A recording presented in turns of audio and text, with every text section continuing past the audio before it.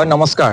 বৰ্তমানটো উপস্থিত আছো চিলাপথাৰৰ আপোনালোকে দেখিছে ভগৱান মিৰি প্ৰাথমিক বিদ্যালয়ত মই উপস্থিত হৈছো আৰু ক'ব লাগিব যোৱা কেইদিনমান আগতে লিগাঙৰ দিনাই অসমৰ শিক্ষামন্ত্ৰী ৰণোজ পেগুদেৱে মিচিং অধ্যুষিত যিখন স্কুলত অত্যাধিক মিচিং ছাত্ৰ ছাত্ৰী আছে সেই মিচিং অধ্যুষিত অঞ্চলবোৰত মিচিং ভাষাৰ মাধ্যমৰ পাঠদানৰ ব্যৱস্থা কৰাৰ কথা ঘোষণা কৰাৰ লগে লগে উৎফুল্লিত হৈ পৰিছে একাংশ মিচিং অধ্যুষিত অঞ্চলবোৰ। সমান্তৰালকৈ এইখন ভগৱান মিৰি প্ৰাথমিক বিদ্যালয়ত এনেদৰে ৰং বিৰঙেৰে মিচিং কাপোৰেৰে ৰং বিৰঙেৰে এওঁলোকে সুসজ্জিত কৰিছে।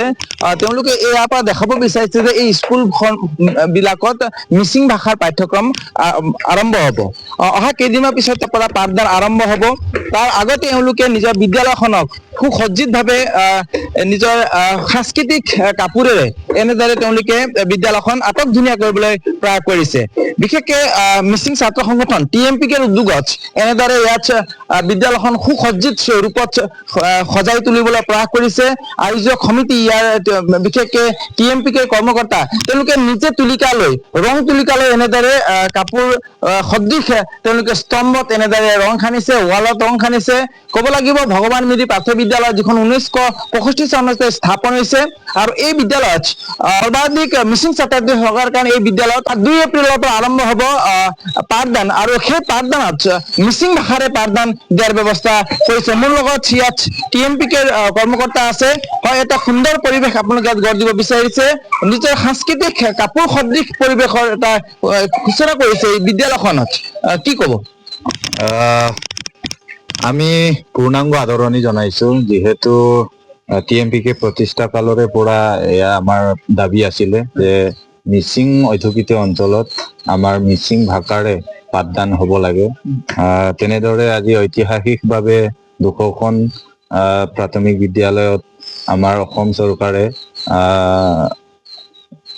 2 তাৰিখৰ পৰা পাঠদান আৰম্ভ কৰিবলৈ সিদ্ধান্ত গ্ৰহণ কৰিছো। তাক আদৰণি জনাই আমাৰ চিলাপথাৰ সাংগঠনিক জিলা কমিটিৰ পৰা 16খন প্ৰাথমিক বিদ্যালয় ইয়াত পাঠদান আৰম্ভ হ'ব। এই 16খন প্ৰাথমিক বিদ্যালয়তে এনেদৰে মিচিং মাফলাৰৰ ষ্টাইলত আমাৰ সুসজ্জিত ভাৱে আমি ছাত্ৰ ছাত্ৰীসকলক আকৰ্ষণীয় কৰিবৰ কাৰণে আৰু ছাত্ৰ ছাত্ৰীসকলক সুবিধাৰ্থে ডেস্ক বেঞ্চ সকলো আমাৰ TMPKৰ নেতৃত্বত সমূহ ৰাইজৰ সহযোগত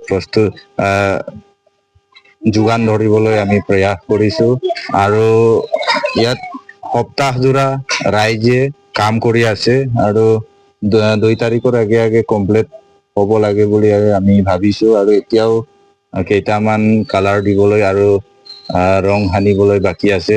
আমি প্ৰয়াস কৰিম, যথেষ্ট কষ্ট কৰিম, দিন ৰাত একাকাৰ কৰিম আৰু মিচিং মাধ্যম স্কুলক আমি সৌন্দৰ্য কৰিমেই। বিশেষকৈ অসমৰ দ্বিতীয় বৃহৎ জনগোষ্ঠী হৈছে মিচিংসকল। মিচিংসকলৰ সংস্কৃতি পৰম্পৰা ঐতিহ্য ৰক্ষাৰ কাৰণে এই ব্যৱস্থা কৰিছে বুলি আপুনি ভাবে নেকি?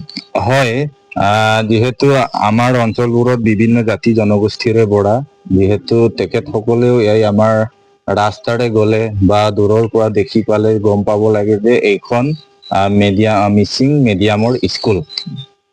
সকলোৱে চিনি পাব লাগে যে মিচিং মিডিয়ামৰ স্কুল আৰু মিচিং মিডিয়ামক আদৰণি জনাই নিজে ব্যয় কৰি আমি ৰাইজৰ টকাৰে আমাৰ TMPKৰ সদস্যসকলৰ প্ৰয়াসেৰে প্ৰচেষ্টাৰে আমি নিজে ইয়াত আটক ধুনীয়া কৰিছো। আমি মিচিং ভাষাক আদৰণি জনাইছো। এটা ঐতিহাসিক সিদ্ধান্ত চৰকাৰৰ, কি ক'ব?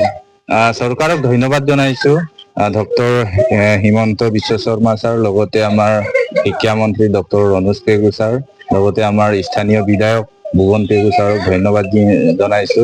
তেখেতসকলৰ নেতৃত্বত তেখেতসকলৰ দ্বাৰা আমাৰ মিচিং মাধ্যম পাবলৈ সক্ষম হৈছো। তেখেত সকলোকে আমি অসমৰ শিক্ষামন্ত্ৰীৰ লগতে সকলো অসম চৰকাৰক আমি ধন্যবাদ জনাইছো।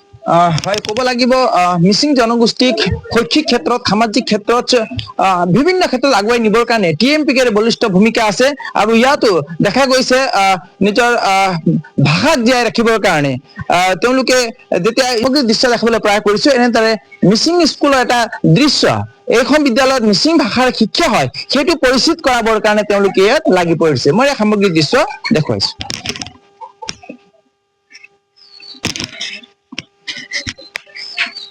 যিকোনো খবৰৰ বাবে যোগাযোগ কৰক 7099017330 লগতে 7099017110 নম্বৰত।